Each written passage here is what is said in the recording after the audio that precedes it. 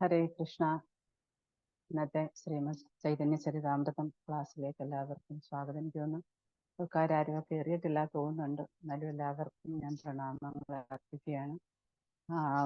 എൻ്റെ ഗുരുനാഥന്മാർക്കും ദീക്ഷാഗുരുവിനും ശിക്ഷാഗുരുക്കന്മാർക്കും ഒക്കെ അവരുടെ പാതാരവിന്ദങ്ങളിൽ ഞാൻ പ്രണാമങ്ങൾ അർപ്പിക്കുന്നു. അതോടൊപ്പം ചൈതന്യ ചരിതാമൃതത്തിൻ്റെ രചയിതാവായിട്ടുള്ള ശ്രീ കൃഷ്ണദാസ കവിരാജ ഗോസ്വാമിയുടെ പാതാരവിന്ദങ്ങളിൽ ഗോസ്വാമിമാരുടെയും അതുപോലെ ശ്രീല പ്രഭുപാദ് പരമ്പരയിൽപ്പെട്ട എല്ലാ ആചാര്യന്മാർക്കും എൻ്റെ പ്രണാമങ്ങൾ അർപ്പിക്കുന്നു.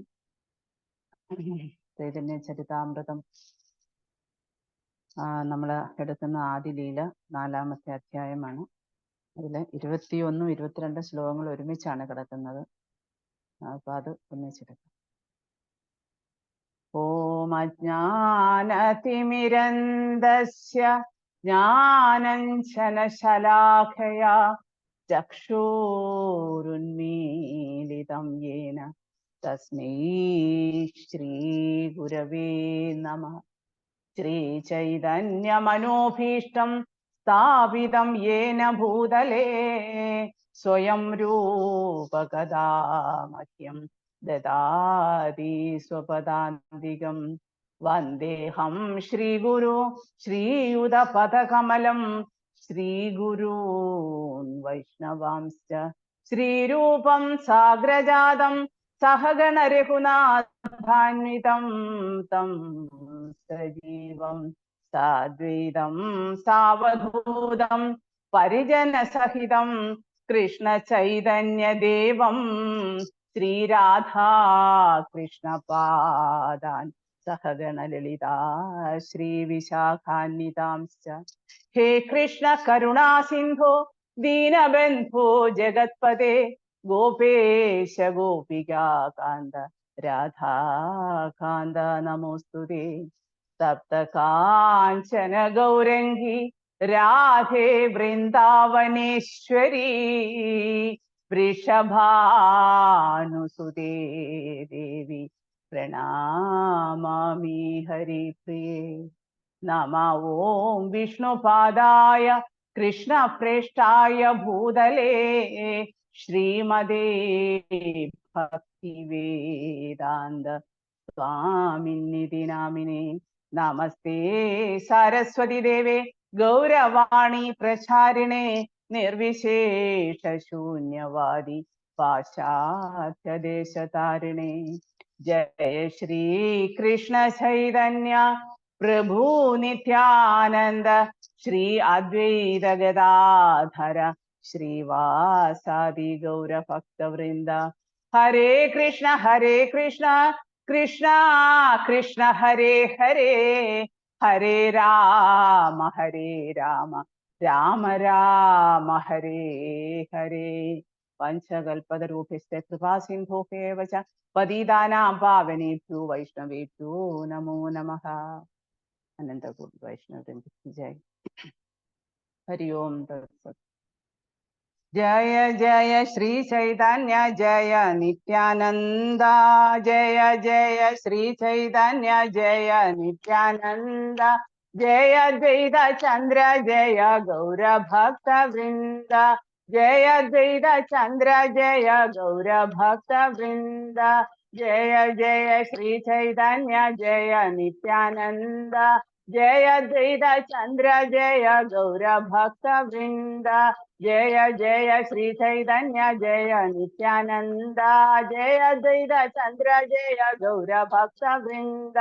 ഹരേ കൃഷ്ണ കൃഷ്ണ കൃഷ്ണ ഹരേ ഹരേ ഹരേ രാം രാം രാം ഹരേ ഹരേ. ഹരേ കൃഷ്ണ കൃഷ്ണ കൃഷ്ണ ഹരേ ഹരേ ഹരേ രാം രാം രാം ഹരേ ഹരേ. ഹരേ കൃഷ്ണ കൃഷ്ണ കൃഷ്ണ ഹരേ ഹരേ ഹരേ രാം രാം ഹരേ ഹരേ. ജയ പ്രഭുപാദ് प्रभुपाद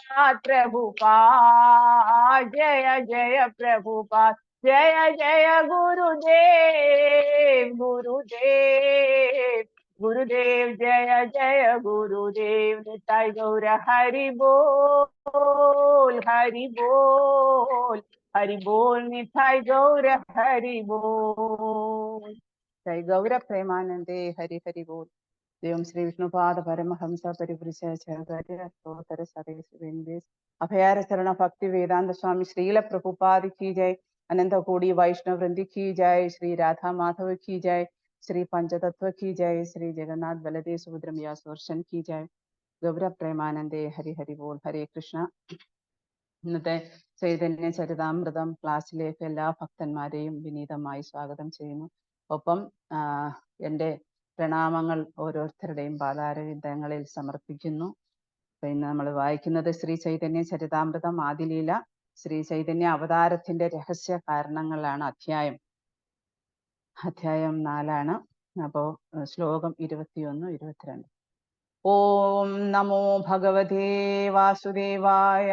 ഓം നമോ ഭഗവതേ വാസുദേവായ. ഓം നമോ ഭഗവതേ വാസുദേവായ.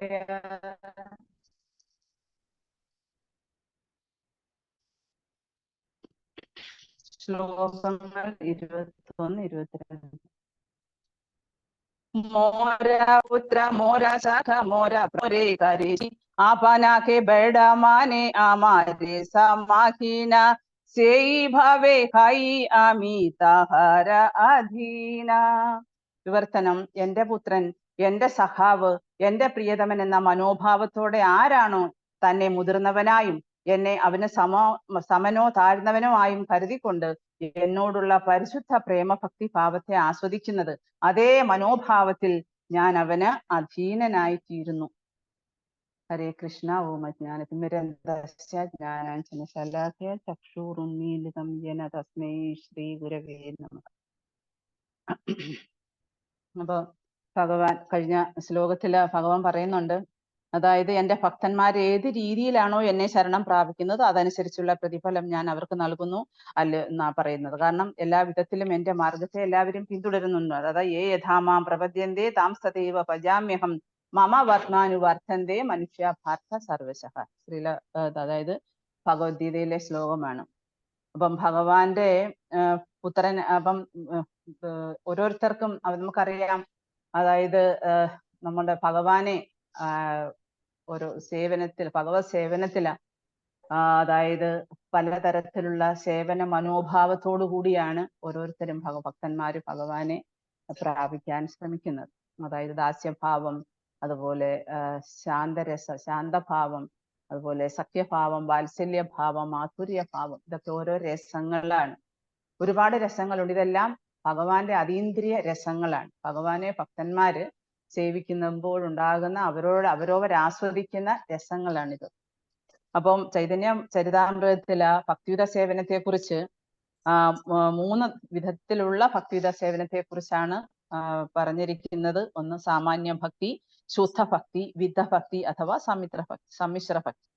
അപ്പോ എന്താണ് സമ്മിശ്ര ഭക്തി എന്ന് വെച്ച് കഴിഞ്ഞാൽ കാമ്യകർമ്മങ്ങള്, മാനസിക അനുമാനങ്ങള്, അഷ്ടാംഗ യോഗം. അപ്പം ഇതൊക്കെ എന്ന് വെച്ച് കഴിഞ്ഞാൽ ഇതെല്ലാം ഭൗതിക ലക്ഷ്യങ്ങളെ ആസ്പദമാക്കി അല്ലെങ്കിൽ അതിനെ ഉദ്ദേശിച്ചുകൊണ്ടുള്ള ഭക്തിയുടെ തലങ്ങളാണ്. ഭക്തിക്ക് ഒരുപാട് തലങ്ങളുണ്ട്. നമുക്കറിയാം, നമ്മൾ 9 തരത്തിലുള്ള ഭക്തിയുത സേവനം ഉണ്ട്. അതായത് ശ്രദ്ധ, സാധുസംഗ, ഭജനക്രിയ, അനർത്ഥ നിവർത്തി, അതുപോലെ രുചി, നിഷ്ഠ, ആസക്തി, ഭാവ, പ്രേമ. അപ്പൊ ഇതൊക്കെ ഭക്തിയുടെ പടവുകളാണ്. ഓരോരുത്തരും അവരവരുടെ അഭിരുചിക്കനുസരിച്ച് അവർക്ക് എത്രമാത്രം ഭഗവാനിലേക്ക് അവരുടെ കാമക്രോധ ലോഭ മോഹ മത മാത്സര്യാദികളെയൊക്കെ അടക്കി അനർത്ഥ നിവർത്തിയൊക്കെ കൈവരിച്ച് സത്സംഗത്തിലൂടെയും ഭജനക്രിയയിലൂടെയും ശ്രദ്ധയിലൂടെയും വിശ്വാസത്തിലൂടെയും ഭഗവാനെ സേവിക്കാനായിട്ട് മുതിർന്നു വരുന്നവർക്ക് അവർക്കൊരു ലക്ഷ്യം, അവരുടെ ആ ലക്ഷ്യത്തെ പ്രാപിക്കാൻ വേണ്ടിയാണ് അവർ ശ്രമിക്കുന്നത്. അപ്പോ ഈവൻ നമ്മുടെ ഭാഗവതത്തിലും ഈ ഭക്തിയെ കുറിച്ച് കുറെ കാര്യങ്ങൾ നാരദമുനി 5-ാമത്തെ അധ്യായത്തിൽ പറയുന്നുണ്ട്. അതായത് നിഷ്കാമ ഭക്തി, കേവല ഭക്തി, പ്രാധാന്യ ഭക്തി, ഗുണഭാവ ഭക്തി. അതിനകത്ത് കേവല ഭക്തിയില നിഷ്കാമം, അതുപോലെ ശുദ്ധഭക്തി, അനന്യഭക്തി, നിർഗുണ ഭക്തി, ഉത്തമ ഭക്തി, അകിഞ്ചന ഭക്തി, പിന്നെ അതിൽ നിന്നാണ് പ്രേമം ഉരുത്തിരിയുന്നത്. അപ്പൊ ഇതുപോലെ ഭക്തി പലതരത്തിൽ, പല ഭാവത്തിൽ, പല രൂപത്തിൽ അവരുടെ ഓരോ ഭക്തന്മാര് അവർക്ക് ഭഗവാനെ എത്രമാത്രം സ്നേഹിക്കാവോ, എത്രമാത്രം ഭഗവാനെ പ്രീതിപ്പെടുത്താവോ, ആ ഒരു രീതിയിൽ അവർ മുന്നേറുമ്പോഴാണ്, അതാണ് യഥാർത്ഥ ഭക്തി, കേവല ഭക്തി. അതായത് അതിന് നിഷ്കാമ ഭക്തി, ഒരു കാമവും ഇല്ലാതെ ഭഗവാനെ സ്നേഹിക്കുക, നിഷ്കാമ ഭക്തി, ശുദ്ധ ഭക്തി, ശുദ്ധമായ പരിശുദ്ധമായ പ്രേമം, പരിശുദ്ധമായ സ്നേഹം. പിന്നെ അതുപോലെ അനന്യ ഭക്തി, ഭഗവാൻ പറയുന്നുണ്ട് അനന്യ ചിന്ത എന്തും, വേറെ ഒരു ചിന്തയും ഇല്ലാതെ എന്നെ പ്രാപിക്കാൻ ശ്രമിക്കുക, അതാണ് അനന്യ ഭക്തി. വേറെ ആരെ കുറിച്ചും അവിടെ ഇല്ല, ഭഗവാൻ മാത്രമേ ഉള്ളൂ. പിന്നെ നിർഗുണ ഭക്തി, അതായത് 3 ഗുണങ്ങളെയും അതിജീവിച്ച് അതീന്ദ്രിയ ഗുണത്തിൽ എത്തുന്ന ഭക്തി. പിന്നെ ഉത്തമമായ ഭക്തി, ഉത്തമ ഭക്തി. എന്താ ഉത്തമ ഭക്തി? അതായത് എന്താണ്? ഏറ്റവും ഉന്നതമായിട്ടുള്ള, അതായത് ഉത്തമ ശ്ലോകനാണ് ഭഗവാൻ. ആ ഭഗവാനെ പൂർണ്ണമായും എന്താണ് സാക്ഷാത്കരിക്കുന്ന ഭക്തി, ഉത്തമ ഭക്തി. പിന്നെ അകിഞ്ചന ഭക്തി, അതായത് ദരിദ്രൻ, അകിഞ്ചൻ എന്ന് വെച്ചാൽ ഒരു എന്താണ് ദരിദ്രൻ, ഒന്നിനും ഒരു ഭൗതികമായിട്ടുള്ള യാതൊരു എന്താ പറയാ അഭിവാഞ്ചയും ഇല്ലാതെ, ഇതെല്ലാം പല തട്ടുകളിൽ നിൽക്കുന്നതാണ് അകിഞ്ചന ഭക്തി. അപ്പൊ അതിൽ നിന്നൊക്കെയാണ് പ്രേമം രൂപപ്പെടുന്നത്. പിന്നെ പ്രാധാന്യ ഭക്തിയുണ്ട്, അതിന് മിശ്രഭക്തി എന്ന് പറയും. അതായത് കർമ്മ മിശ്രഭക്തി, ജ്ഞാന മിശ്രഭക്തി, യോഗ മിശ്രഭക്തി. അപ്പൊ ഇതൊക്കെയാണ് ഈ പ്രാധാന്യ ഭക്തിക്കകത്ത് വരുന്നത്. അപ്പം ഈ പ്രാധാന്യ ഭക്തിക്കകത്ത് വരുന്നത് ശാന്തഭക്തന്മാരാണ്. അവരും ഭാവം, അതായത് രതി, ഭഗവാനോടുള്ള അത്യാകർഷണം, ഇതൊക്കെ അവര് വളർത്തിയെടുക്കും കാലക്രമേണ. പിന്നെ ഗുണഭാവ ഭക്തിയുണ്ട്. അതെന്ന് വെച്ച് കഴിഞ്ഞാൽ ഭക്തി, അതായത് രണ്ടാമതായിട്ടാണ് അതിനെ കാണുന്നത്. അതായത് നമ്മൾ ഭൗതിക ചിന്തകളും ഭൗതിക അഭിവാഞ്ചകളും ഒക്കെ ഉള്ള ആൾക്കാർക്ക് ഭക്തിയെ ഇത്തിരി ഒന്ന് നീക്കി വെച്ചതിന് ശേഷം അവര് എന്ത് ചെയ്യും? കൂടുതൽ അവരുടെ മുന്നോട്ട് വെക്കുന്ന എന്താണ്? ഭൗതികമായിട്ടുള്ള അഭിലാഷങ്ങളെയാണ്. എന്നാൽ ഭക്തി ഉണ്ടോ എന്ന് ചോദിച്ചാൽ ഭക്തി ഉണ്ട് താനും. അപ്പൊ അതാണ് ഗുണഭാവ ഭക്തി. അപ്പം കർമ്മ, ജ്ഞാന, അതുപോലെ തന്നെ യോഗം, കർമ്മവും ജ്ഞാനവും യോഗം, ഇങ്ങനെയൊക്കെയുള്ള ആ ഒരു യോഗത്തിന്റെ സഹായിയായിട്ടാണ് ഇതിപ്പം കർമ്മത്തിലായാലും ജ്ഞാനത്തിലായാലും സഹായിയായിട്ട് ഭക്തി നിൽക്കുന്നതേ ഉള്ളൂ. ഭക്തിയോട്, കാരണം കർമ്മത്തിലായാലും ഭക്തി വേണം, ജ്ഞാനത്തിലായാലും ഭക്തി വേണം. അതൊക്കെ എന്ന് വെച്ചാൽ ഒരു ചെറിയ അളവിൽ ഭക്തി ഉണ്ടാകും, ഒരു പിന്നെ എന്താ പറയാ സഹായിയായിട്ട് അവിടെ നിൽക്കും. പിന്നെ നാമത്തിലും ഫലത്തിലും ഭക്തി പ്രകടമാകത്തുമില്ല. ഇപ്പൊ നമ്മൾ നാമം ജപിച്ച്, ചില ആൾക്കാർ നാമം ജപിക്കുന്ന എന്തിനു വേണ്ടിയാണ്? പറയുന്നുണ്ട്, ഒരു അപരാധം തന്നെയാണ് നമ്മൾ ഭൗതിക അഭിലാഷങ്ങൾ നിറവേറ്റാൻ വേണ്ടി ഹരിനാമത്തെ ആശ്രയിക്കുന്നത്. കേൾക്കാൻ പറ്റുന്നുണ്ടോ? ക്ലിയർ ആണോ? എന്തെങ്കിലും പ്രശ്നം ഉണ്ടെങ്കിൽ പറയുക. ഹരേ കൃഷ്ണ. ക്ലിയർ ആണ് മാജി. ക്ലിയർ ആണ്. Thank you. അപ്പൊ അതാണ്. അപ്പം ഈ പിന്നെ എന്താണ് കേവല ഭക്തി, പ്രാധാന്യ ഭക്തി, ഗുണഭാവ ഭക്തിയെ കുറിച്ചാണ് നമ്മൾ പറഞ്ഞത്. കേവല ഭക്തിയില അപ്പം ഈ അതായത് അകിഞ്ചന ഭക്തിയും അതുപോലെ അതിനകത്തൂടെ നമ്മൾ നേടുന്ന അതാണ് ആ മനോഭാവം. ഭഗവാനെ നമ്മൾ പ്രേമിക്കുമ്പോൾ, അല്ലെങ്കിൽ ആ പ്രേമഭക്തിയോട്, പ്രേമഭാവത്തോടു കൂടി ഭഗവാനെ നമ്മൾ ആരാധിക്കുമ്പോഴ അതേ പ്രേമം ഭഗവാൻ തിരിച്ചു തരും, അതേ മനോഭാവത്തിൽ.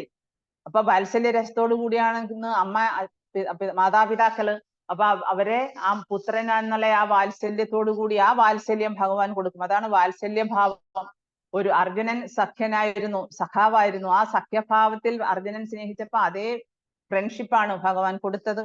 അപ്പം ചിലര് മുതിർന്നവനായിട്ട് കാണും, പിന്നെ അത് സമാനനായിട്ട് കാണും, ചിലര് താഴ്ന്നവനായിട്ട്.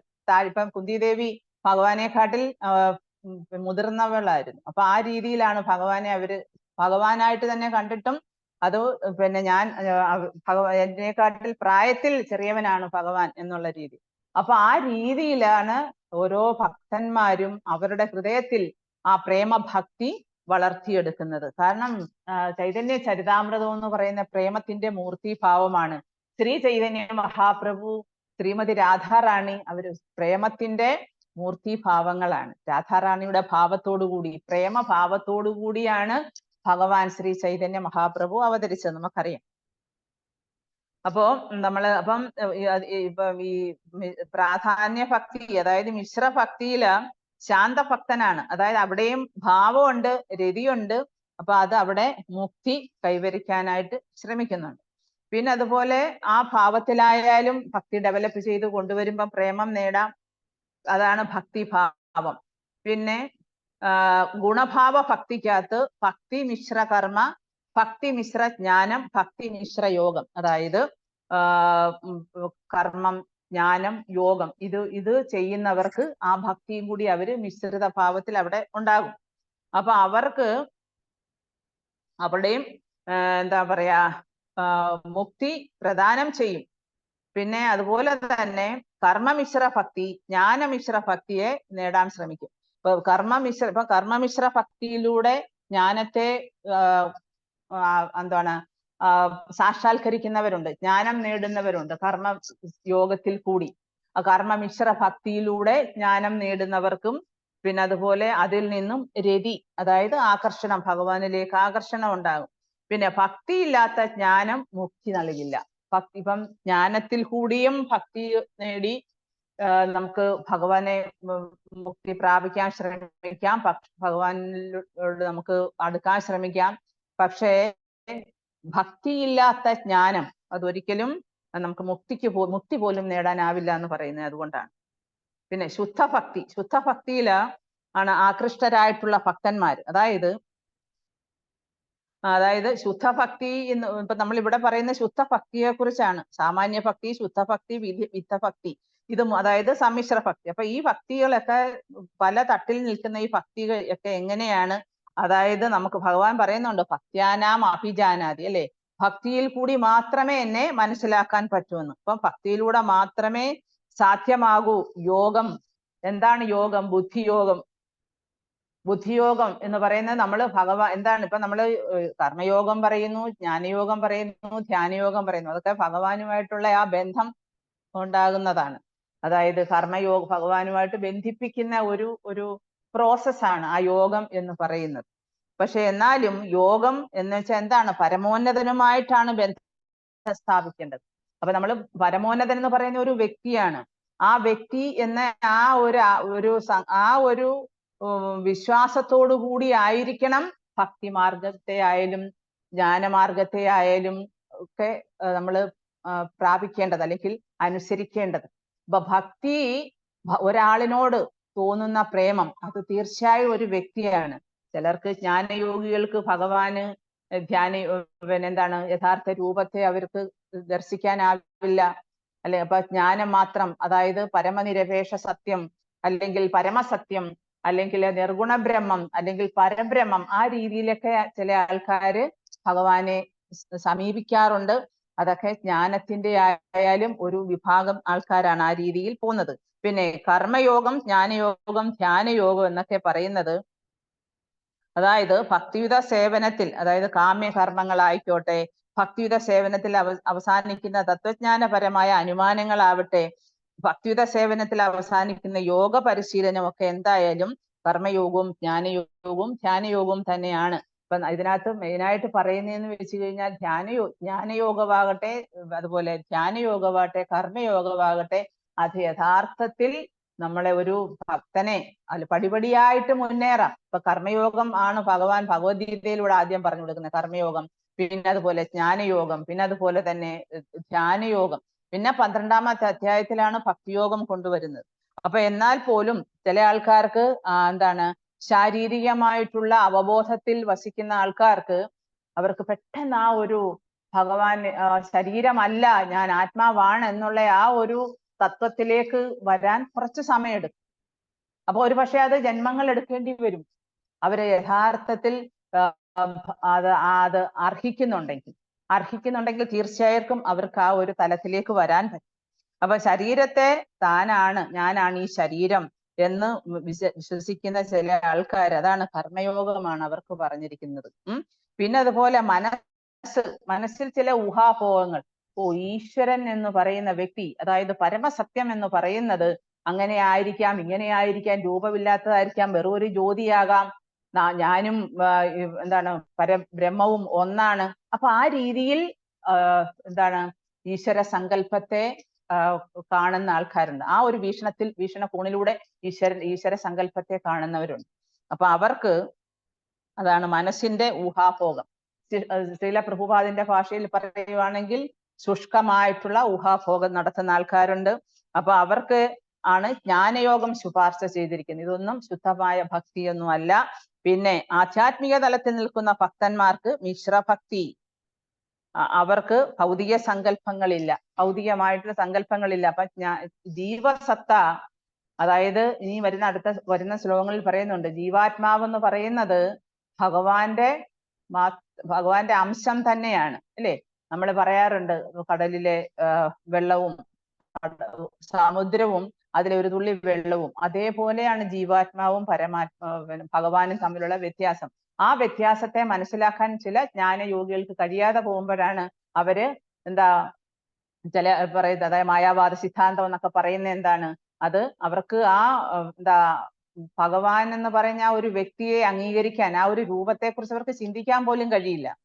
അപ്പൊ അതുകൊണ്ടാണ് ആ മായാവാദ സിദ്ധാന്തം ഒക്കെ അവിടെ വരുന്നത്. അപ്പം മിശ്രഭക്തി നേരിട്ട് ഭഗവത് പ്രേമം ഒന്നും ഉള്ളതല്ല.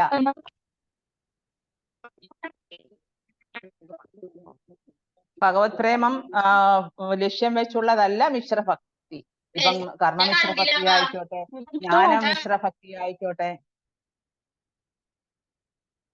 പിന്നെ അതുപോലെ ധ്യാനമിശ്ര ഭക്തി ആയിക്കോട്ടെ, ഇതൊന്നും യഥാർത്ഥത്തിൽ ഭഗവത് പ്രേമത്തെ ലക്ഷ്യം വെച്ചുള്ളതല്ല. അതുകൊണ്ട് ശാസ്ത്ര നിർദ്ദിഷ്ടമായിട്ടുള്ള ഭക്തി, അതായത് ശാസ്ത്രങ്ങളിൽ നമുക്ക് നിർദ്ദേശിച്ചിട്ടുള്ള ശ്രീമദ് ഭാഗവതം, ഭഗവത്ഗീത, അതുപോലുള്ള ധർമ്മഗ്രന്ഥങ്ങളിൽ നമുക്ക് നിർദ്ദേശിച്ചിട്ടുള്ള ആചാരനിഷ്ഠകൾ അനുസരിച്ച് കർശനമായിട്ട് സേവനം നിർവഹിക്കണം. അപ്പൊ കർശനമായിട്ട് അത് പിന്നെ ചെയ്യുമ്പോഴാണ് ഈ സമ്മിശ്ര ഭക്തിയെക്കാട്ടിൽ ശ്രേഷ്ഠമാണത്. എന്ന് വെച്ചാൽ സാധന ഭക്തിയാണ് ആ ഉദ്ദേശിക്കുന്നത്. നമുക്ക് സാധന ഭക്തിയുണ്ട്, അതുപോലെ തന്നെ അഥവാ വൈദിഭക്തി, അതായത് വിധിപ്രകാരം, അതായത് നമ്മൾ ഗുരുവിന്റെ നിർദ്ദേശാനുസരണം നമ്മൾ 4 നിയമങ്ങളൊക്കെ പാലിച്ച്, റെഗുലേറ്റീവ് പ്രിൻസിപ്പിൾസ് ഒക്കെ പരിപാലിച്ച് നമ്മള് പിന്നെ 16 മാല ദിവസവും നിഷ്കർഷയോടെ, കാരണം നമ്മുടെ ഉള്ളിൽ യഥാർത്ഥത്തിൽ എന്താ പറയാ, ഇന്നത്തെ ഭൗതിക ലോകത്ത് ഞാൻ ഈ ശരീരമാണെന്ന് ധരിച്ചു വെക്കുന്ന ആൾക്കാരുടെ മനസ്സിൽ ഒട്ടും ഭക്തി, പെട്ടെന്ന് ആ ഒരു ഭക്തി പ്രേമത്തിലേക്കൊന്നും വരാൻ അവർക്ക് കഴിയില്ല.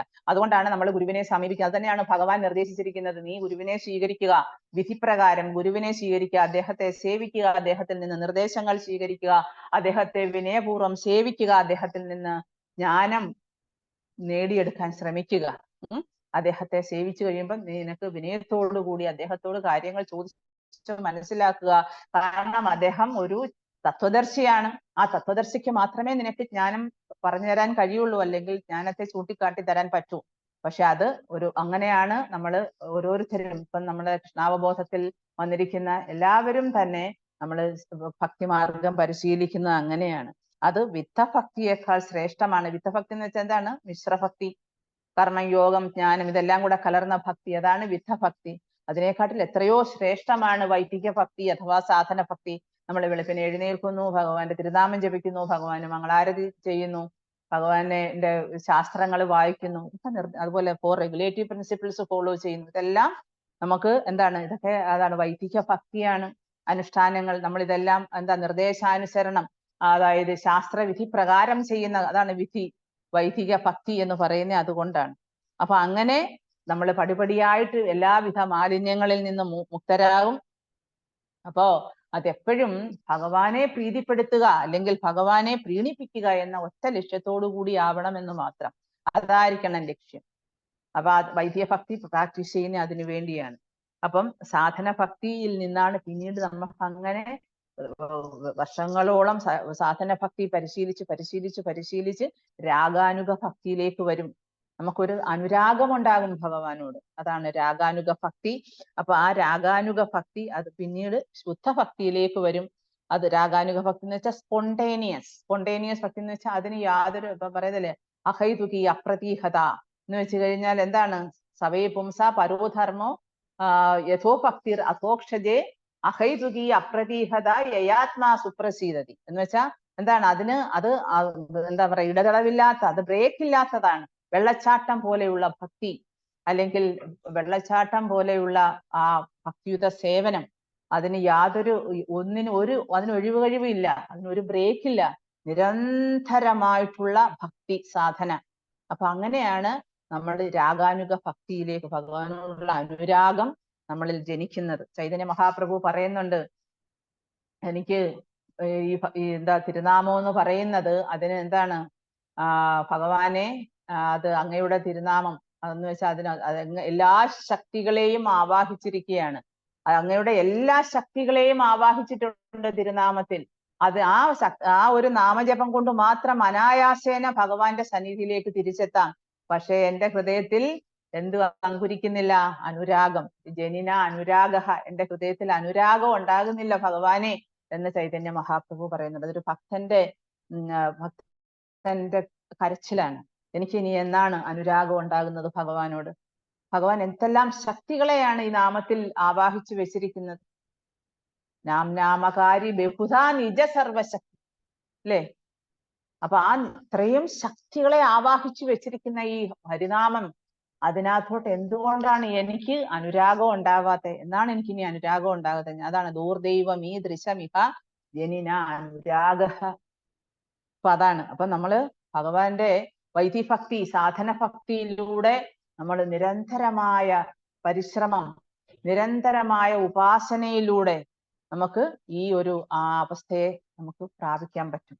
അപ്പൊ അതാണ് റെഗുലേറ്റീവ് പ്രിൻസിപ്പിൾസിൽ നമ്മൾ ഫോളോ ചെയ്ത് നമുക്ക് വൈദിഭക്തിയിൽ നിന്ന്, സാധന ഭക്തിയിൽ നിന്ന് നമുക്ക് രാഗാനുഗ ഭക്തിയിലേക്ക് പോകാം. പിന്നെയും പലവിധ ഭക്തികളുണ്ട്. അതായത് ശുദ്ധഭക്തി, രാഗഭക്തി, രാഗാത്മിക ഭക്തി, രാഗാത്മിക ഭക്തിയൊക്കെ. രാഗാത്മിക ഭക്തി എന്ന് വെച്ച് പറഞ്ഞാല് എന്താ, നമ്മുടെ ഈ യശോദമായി, നന്ദഗോപര്, അവർക്കൊക്കെ ആ ഭക്തി ഉള്ളവരാണ്. അവർക്കൊക്കെ ഭഗവാനെ സ്നേഹിക്കുന്നതിന് അതിനൊരു കാരണമൊന്നുമില്ല. അതാണ് അവരുടെ ഭക്തി എന്ന് പറയുന്നത്.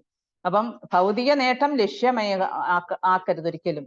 അത് ഭഗവാനിൽ ആസക്തരായവരാണ്. അപ്പം ഭൗതിക ലക്ഷ്യം ഒന്നുമേ വെച്ചു പുലർത്താതെ സ്വാഭാവികമായ നൈസർഗികമായിട്ടുള്ള ആ പ്രേമം, ആ ഭാവം, ആ ഒരു ഭഗവാനോട് ആസക്തി ഉണ്ടാകുമ്പോഴാണ്, അതിനെയാണ് ആകൃഷ്ട ഭക്തന്മാരെന്ന് വിളിക്കും. ആകൃഷ്ട ഭക്തർ. അപ്പൊ ആത്മസാക്ഷാത്കാരം സിദ്ധിച്ചവര്, നമ്മുടെ ആചാര്യന്മാര്, നമ്മുടെ ഗുരുക്കന്മാര്, ഭഗവാന്റെ യഥാർത്ഥ പ്രതിനിധികളായിട്ടുള്ള ഭക്തന്മാര്, അവര് കാലടികൾ പിന്തുടരണം. അപ്പൊ അങ്ങനെ അതാണ് അവരുടെ നിർദ്ദേശങ്ങളെ അനുസരിക്കണം, അവരുടെ നിർദ്ദേശങ്ങളെ നാം മാനിക്കണം. അങ്ങനെ സ്വയമേവ ഭഗവത് സേവനത്തിൽ ആകർഷണം ഉണ്ടാകും. ഇപ്പൊ നമുക്കൊക്കെ എങ്ങനെയാണ് കുറച്ചെങ്കിലും ഒക്കെ ഒരു ഭഗവാന്റെ സേവനം ചെയ്യാന് നമ്മൾ ഗുരുക്കന്മാരുടെ നിർദ്ദേശങ്ങൾ കൊണ്ടാണ്, അവരുടെ അനുഗ്രഹം കൊണ്ടാണ്, അവരുടെ കൃപാസിദ്ധി നമുക്ക് കിട്ടിയത് കൊണ്ടാണ് നമുക്ക് നാമം ജപിക്കാൻ പോലുള്ള യോഗ്യതയോ അർഹതയോ പിന്നെ അതിനുള്ള ഇതൊന്നുമില്ലാത്തവരാണ്. അപ്പൊ അങ്ങനെ നമ്മള് ആ ഹരിനാമം ജപിക്കുന്നതിന് വേണ്ടിയാണ്. എങ്ങനെയാണ്? അവരുടെ അനുഗ്രഹം കൊണ്ടാണ്. അതുകൊണ്ടാണ് ഗുരുവിനോട് പ്രാർത്ഥിക്കുന്നത്, ഗുരുദേവ് കൃപ ബിന്ദുദിയ, ഒരു കൃപയുടെ ഒരു ബിന്ദു എനിക്ക് തന്നാലും. എനിക്ക് ശക്തിയില്ല, ബുദ്ധിയില്ല, ശക്തി ബുദ്ധിഹീന, ഞാൻ അതിദീനനാണ്, ശക്തിയും ബുദ്ധിയും ഒന്നുമില്ല. അമി അതിദീന, ഞാൻ അതിദീനനാണ്.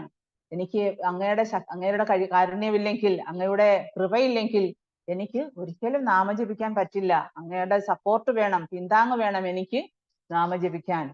അപ്പൊ അതൊക്കെയാണ് നമ്മുടെ യോഗ്യതകൾ. അപ്പൊ നമ്മൾ ഈ യോഗ്യത ഒട്ടുമില്ലാത്ത നമ്മളെ ഗുരുയുടെ അനുഗ്രഹവും ഭഗവാന്റെ അനുഗ്രഹവും കൊണ്ട് നമ്മളിങ്ങനെ പതുക്കെ പതുക്കെ സാധന ഭക്തിയിലൂടെ നമ്മൾ ഉണർന്നു വരികയാണ്, അല്ലെ? അപ്പൊ അതാണ്. പക്ഷെ നമുക്ക് അതാണ്, ഉള്ളിൽ ഭക്തിയുള്ളവരല്ല എന്നാൽ പോലും, കാരണം എന്ന് വെച്ചാൽ നമ്മുടെ മനസ്സ് നിറയെ നേരത്തെ പറഞ്ഞ പോലെ ശാരീരികമായ അവബോധത്തിൽ കഴിയുന്നത് കൊണ്ടാണ്. എപ്പോഴും ഭൗതികമായ അഭിലാഷങ്ങൾ, ഭൗതികമായ എന്താ പറയാ, അഭിലാഷങ്ങൾ വെച്ച് പുലർത്തുന്നത് കൊണ്ടാണ്. അപ്പൊ അങ്ങനെയാണ് നമ്മള് അങ്ങനെ ഭക്തിയുത സേവനത്തിൽ പതുക്കെ പതുക്കെ ആകൃഷ്ടരാകുന്നു. പരിശുദ്ധമായ ഭഗവത് പ്രേമത്തിൽ നിന്ന് പ്രകടമാകുന്ന ശുദ്ധഭക്തി വേദശാസ്ത്രങ്ങളുടെ നിയാമക തത്വങ്ങളെ, ഇപ്പൊ നമ്മൾ വേദശാസ്ത്രങ്ങളിലൊക്കെ പറഞ്ഞിട്ടുണ്ട് നിങ്ങൾ ഇങ്ങനെ വൈദിക ഭക്തി ഫോളോ ചെയ്യണമെന്ന്. പക്ഷേ പരിശുദ്ധ ഭഗവത് പ്രേമത്തിൽ പ്രകടമാകുന്ന ശുദ്ധഭക്തി എന്ന് വെച്ചാൽ, നമ്മൾ നേരത്തെ പറഞ്ഞു ശുദ്ധഭക്തിയുടെ കാര്യം, കേവല ഭക്തി, നമ്മള് ഗുരുപൂജ പാടുമ്പോ പറയാറുണ്ടല്ലോ, ശ്രീ ഗുരു ചരണ പത്മ കേവല ഭക്തി സമ. അതായത് കേവല ഭക്തി നമുക്ക് കിട്ടുന്നത് ഗുരുവിന്റെ പാതാരവിന്ദങ്ങളെ സേവിക്കുമ്പോഴാണ്. അപ്പൊ അതേപോലെ നമ്മള് ഇപ്പൊ ഈ പരിശുദ്ധ ഭക്തി പ്രേമത്തിൽ നിന്ന് വരുമ്പോൾ പ്രകടമാകുന്ന ശുദ്ധഭക്തി എന്ന് പറയുന്നത് വേദശാസ്ത്രങ്ങളുടെ നിയാമക തത്വങ്ങളെയെല്ലാം മറികടന്ന് പ്രേമഹർഷം. ചിലപ്പോ ചില ആൾക്കാർ കണ്ടില്ലേ, നമുക്ക് എത്ര അവർ ഇവൻ വൈദിഭക്തി പരിശീലിക്കുന്നവരായാലും പെട്ടെന്ന് തന്നെ അവരുടെ ഹൃദയത്തിൽ ഭക്തി അങ്കുരിക്കും. ഇവൻ നമ്മുടെ ഗുരു എന്ന് പറയുന്ന അദ്ദേഹത്തിന് പ്രേമഭക്തി ഉള്ളതാണ്. അദ്ദേഹം 24 hours പിന്നെ ഗുരുക്കന്മാര് അവര് ഭഗവാനെ സ്നേഹിക്കുന്നവരാണ്, ഒരു പ്രേമി ഭക്തരാണ്. അപ്പൊ അവരുടെ തന്നെ ആ ഹർഷോന്മാദം, അവരുടെ ആ പരിശുദ്ധമായ ഭക്തി കണ്ടു നിൽക്കുന്ന നമുക്കും പ്രചോദനം ഉണ്ടാകും ഹൃദയത്തിൽ. മനസ്സിലായോ? അപ്പൊ അതാണ്. അപ്പൊ അങ്ങനെ പ്രേമഹർഷം എന്ന് പറയുന്നത് ഈവൻ ആചാരനിഷ്ഠകളെ പോലും അതിക്രമിക്കുന്നതാണ്. എന്താണ് ആചാരനിഷ്ഠ? നമ്മളിപ്പോ 4 റെഗുലേറ്റീവ് പ്രിൻസിപ്പിൾസ് ഫോളോ ചെയ്യുന്നു. പക്ഷെ യഥാർത്ഥ ഭക്തി, ശുദ്ധഭക്തി വരുമ്പം 4 റെഗുലേറ്റീവ്, ഇപ്പൊ ചൈതന്യ മഹാപ്രഭുവും എന്താ പറയാ സാർവഭൗമ ഭട്ടാചാര്യരുമായിട്ടൊക്കെയുള്ള ആ ഒരു ഇതിനകത്ത് പറയുന്നുണ്ട്. ചൈതന്യ മഹാപ്രഭു രാവിലെ എന്താ ജഗന്നാഥപുരിയിൽ നിന്ന് പ്രസാദം കൊണ്ടുവന്ന് ഇദ്ദേഹത്തിന് കൊടുത്തപ്പോ അദ്ദേഹം എഴുന്നേറ്റിട്ടേ ഉള്ളൂ, പ്രഭാത കൃത്യങ്ങളൊന്നും ചെയ്തില്ല. പക്ഷെ പെട്ടെന്ന് തന്നെ അദ്ദേഹം എടുത്ത് പ്രസാദം കഴിച്ചു. അതുപോലെ തന്നെ നാമജപത്തിന് കുളിക്കണമെന്നോ അല്ലെങ്കിൽ വിളക്ക് കത്തിച്ച് വെച്ചിരുന്ന് ഭഗവാന്റെ മുന്നിൽ ഇരുന്ന് ജപിക്കണമെന്നൊന്നുമില്ല. പിന്നെ നമ്മൾ എഴുന്നേൽക്കുക, നമ്മള് എന്താ പറയാ, പിന്നെ ഒന്ന് ശുദ്ധമായിട്ട് പെട്ടെന്ന് ഭഗവാന്റെ തിരുനാമ മാല എടുത്തു വെച്ച് ജപിക്കുക. അപ്പൊ അതിനാണ് നിയാമക തത്വങ്ങൾ. ഇതിനെയൊക്കെ അതിക്രമിക്കും. ഭക്തി എന്ന് പറയുന്ന അതാണ്. ഭക്തിമാർഗത്തിൽ അതാണ് ഏറ്റവും കൂടുതൽ പ്രാധാന്യം. അപ്പം ആധ്യാത്മിക നമ്മൾക്കിപ്പം പിന്നെ മറ്റുള്ളവരെ നമുക്ക് അനുകരിക്കാൻ പറ്റില്ല. നമ്മുടെ ഹൃദയത്തിൽ നിന്ന് ഭക്തി എന്ന് പറയുന്നത് നമ്മുടെ ഹൃദയത്തിൽ നിന്ന് വരുന്നതാണ്. ഹൃദയത്തിൽ അങ്കുരിക്കുന്ന ഒരു വികാരമാണ് ഭക്തി. അത് നമുക്ക് ആരെങ്കിലും ചെയ്യുന്നതാണ്. പിന്നെ നമ്മൾ ഇൻസ്പയർ ആകണം, പ്രേരണ ഉണ്ടാകണം നമ്മുടെ ഹൃദയത്തിൽ. അപ്പൊ അതാണ് ഇവിടെ പറയുന്നത്. അപ്പൊ അത് അവര് ചെയ്യുന്ന കാണുമ്പം നമ്മളിൽ പ്രേരണ ഉണർന്നിട്ട് നമ്മുടെയും പരിപൂർണതയുടെ തലത്തിലേക്ക് ഉയരാൻ സഹായിക്കും. അതാണ് ശ്രീല പ്രഭുപാദ് പറയുന്നത്. അപ്പൊ പരിശുദ്ധ ഭക്തിയുടെ പരിപൂർണത എന്ന് പറയുന്നത് എന്താണ്? പരിശുദ്ധമായിട്ടുള്ള കൃഷ്ണപ്രേമമാണ്. അതുപോലെ തന്നെ അതാണ് ശുദ്ധഭക്തിയും അത് രാഗഭക്തിയും ഒന്ന് തന്നെയാണ്. രാഗഭക്തി എന്ന് വെച്ച് കഴിഞ്ഞാൽ ഹൃദയത്തിൽ നിന്ന് വരുന്ന ഭഗവാനോടുള്ള അനുരാഗം, ആ രാഗഭക്തിയും അതുപോലെ ശുദ്ധഭക്തിയും എല്ലാം ഒന്ന് തന്നെയാണ്. പിന്നെ നമ്മൾ വൈകുണ്ഠ ലോകത്തെ ഭക്തി എന്ന് പറയുന്നത് ഐശ്വര്യഭാവത്തിലാണ്. പിന്നെ ഗോലോക വൃന്ദാവനത്തിൽ എന്ന് വെച്ചാൽ പ്രേമമാണ്, പ്രേമഭാവമാണെങ്കിൽ വൈകുണ്ഠ ലോകങ്ങളിലുള്ള ഭക്തി എന്ന് പറയുന്നത് ഐശ്വര്യഭാവത്തിലാണ്. അപ്പം അവിടെ തത്വങ്ങളെല്ലാം വളരെ കർശനമായിട്ട് പാലിക്കണം. ഇപ്പൊ നമ്മളോട് പിന്നെ ഇപ്പൊ നമ്മള് ഭഗവാന് പൂജ ചെയ്യുക, അതൊക്കെ ഒരുപാട് എന്താ പറയാ ഒരുപാട് നിയന്ത്രണങ്ങളും അതുപോലെ കർശനമായിട്ടുള്ള ആ നിയമങ്ങളൊക്കെ പാലിച്ചാണ് പൂജകളും കാര്യങ്ങളും ഒക്കെ ചെയ്യുന്നത്. ഇപ്പം ഭഗവാനെ കൂടുതൽ പ്രേമത്തോടെ സേവിച്ച സ്നേഹിച്ച ഗോപികമാര് അവര് ഭഗവാനെ ഇപ്പം എന്താ പറയാ, ഗോപീചന്ദനത്തിന്റെ കഥ തന്നെ പറയുമ്പോൾ നമ്മൾ പറയത്തില്ലേ, അവരെന്താണ് ചെയ്തത്? നാരദമുനി വന്നിട്ട് ഭഗവാന്റെ തലവേദന മാറാൻ ഗോപീചന്ദന നിങ്ങളുടെ പാതാരവിന്ദങ്ങളിലെ പൊടി വേണം എന്ന് പറഞ്ഞപ്പം രാജ്ഞിമാരെന്താ പറഞ്ഞത്? ബ്രാഹ്മണരെന്താണ് പറഞ്ഞത്? കാരണം അവരൊക്കെ അനുഷ്ഠാനങ്ങളിൽ വിശ്വസിക്കുന്നവരാണ്. പക്ഷെ ഗോപികമാരോട് പറഞ്ഞ എന്താ? നമ്മൾ ഏത് നരകത്തിൽ പോയാലും വേണ്ടിയില്ല, ഭഗവാന്റെ തലവേദന മാറിയാൽ മതി. അപ്പൊ അതാണ് പ്രേമം, അതാണ് പരിശുദ്ധമായിട്ടുള്ള പ്രേമം എന്ന് പറയുന്നത്. നമ്മളെ കുറിച്ച്, നമ്മുടെ ശരീരത്തെ കുറിച്ച്, ഞാൻ ഇനി ഇത് ചെയ്തു കഴിഞ്ഞാൽ എനിക്ക് നരകത്തിൽ പോകേണ്ടി വരുമോ, അല്ലെങ്കിൽ ഞാൻ ഇതൊക്കെ ചെയ്തു കഴിഞ്ഞാൽ എനിക്ക് എന്നെ കർമ്മം ബാധിക്കില്ലേ, ഇതൊക്കെ ചിന്തിക്കുമ്പോഴാണ് അതാണ് അവിടെ മിശ്രഭക്തി വരുന്നത്.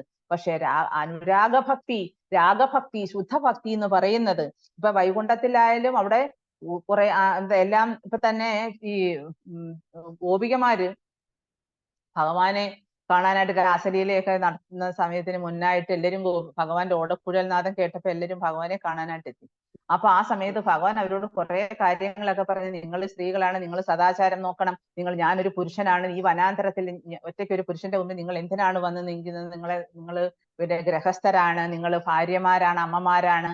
അപ്പൊ ഇതൊക്കെ പറയുമ്പം എന്താണ് അവര് പറഞ്ഞ, ഭഗവാനെ അങ്ങയുടെ ഇതെല്ലാം പറഞ്ഞു കുറെ എല്ലാം പറഞ്ഞു കഴിഞ്ഞപ്പം പിന്നെ ഭഗവാനെ ഒന്ന് അനുനയിപ്പിച്ചൊക്കെ ഇവര് കൊണ്ടുവന്ന സമയത്ത് പെട്ടെന്ന് ഭഗവാൻ അപ്രത്യക്ഷനായി.